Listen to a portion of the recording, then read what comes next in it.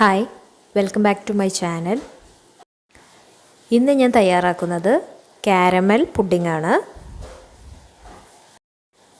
ഇത് നമുക്ക് വെറും 4 ചേരുവകൾ മാത്രം ഉപയോഗിച്ച് ഉണ്ടാക്കാൻ പറ്റുന്ന ഒരു സോഫ്റ്റ് ആൻഡ് ടേസ്റ്റി ആയിട്ടുള്ള പുഡിംഗാണ്. അപ്പോൾ ഇതെങ്ങനെയാണ് കുക്ക് ചെയ്യുന്നതെന്ന് നോക്കാം. അപ്പം നമുക്ക് ആദ്യം തന്നെ കാരമൽ റെഡിയാക്കി എടുക്കണം. ഷുഗർ കാരമലൈസ് ചെയ്തെടുക്കണം. അതിനുവേണ്ടി ഞാൻ ഇവിടെ ഒരു ഫ്രൈ പാൻ വെച്ചിട്ടുണ്ട്. അതിലേക്ക് 3 ടേബിൾ സ്പൂൺ ഷുഗർ ചേർത്ത് കൊടുത്തിട്ടുണ്ട്. അതിലേക്ക് വേറെ വെള്ളമൊന്നും ആഡ് ചെയ്യണ്ട, അത് താനെ തന്നെ കാരമലായിക്കോളും. ഇപ്പോൾ ഇത് റെഡി ആയിട്ടുണ്ട്. ഇനി വേഗം തന്നെ തണുക്കുന്നതിന് മുമ്പ് നമ്മൾ പുഡിംഗ് സെറ്റ് ചെയ്യാനുള്ള പാത്രത്തിലേക്ക് ഒഴിച്ചു കൊടുക്കുക.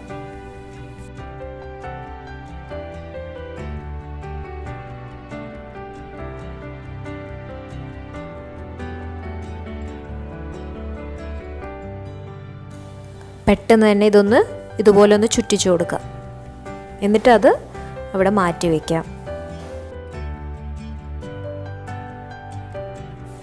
ഇനി നമുക്ക് ബാക്കിയുള്ള ഇൻഗ്രീഡിയൻസ് ഒന്ന് ബീറ്റ് ചെയ്തെടുക്കണം. അതിനുവേണ്ടി ഞാനിവിടെ 1 ടിൻ കണ്ടൻസ്ഡ് മിൽക്കാണ് എടുത്തിട്ടുള്ളത്. അത്ര തന്നെ അളവിൽ പാലെടുക്കുക. നമ്മൾ എത്രയാണ് കണ്ടൻസ്ഡ് മിൽക്ക് എടുക്കുന്നത് അത്ര തന്നെ അളവിൽ പാലെടുക്കുക. തിളപ്പിച്ചാറിയ പാലാണ് എടുത്തിട്ടുള്ളത്. അതിലേക്ക് ഒരു മുട്ടയും കൂടെ ചേർത്ത് കൊടുക്കാം. ഇതെല്ലാം ഒന്ന് ബ്ലെൻഡ് ചെയ്തെടുക്കാം. ഇത് ബ്ലെൻഡ് ചെയ്തതിന് ശേഷം നമ്മൾ സെറ്റ് ചെയ്തിട്ടുള്ള കാരമലിൻ്റെ മുകളിലേക്ക് ഒഴിച്ചു കൊടുക്കാം. ഇനി ഇത് നമുക്കൊരു അലൂമിനിയം ഫോയിൽ പേപ്പർ വെച്ച് ക്ലോസ് ചെയ്യാം. ഇനി ഇത് സ്റ്റീം ചെയ്തെടുക്കണം. അതിനുവേണ്ടി ഞാനിവിടെ ഒരു സ്റ്റീമർ വെച്ചിട്ടുണ്ട്.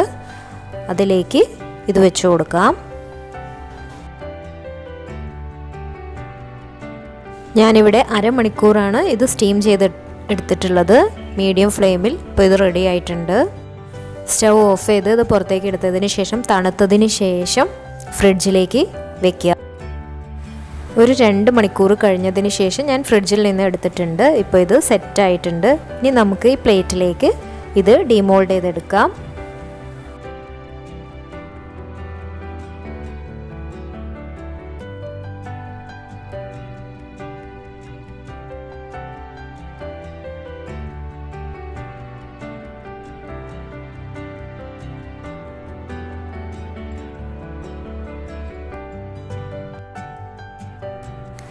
ഇപ്പോൾ നമ്മളുടെ സോഫ്റ്റ് ആൻഡ് സ്വീറ്റ് ആയിട്ടുള്ള പുഡിംഗ് റെഡി ആയിട്ടുണ്ട്.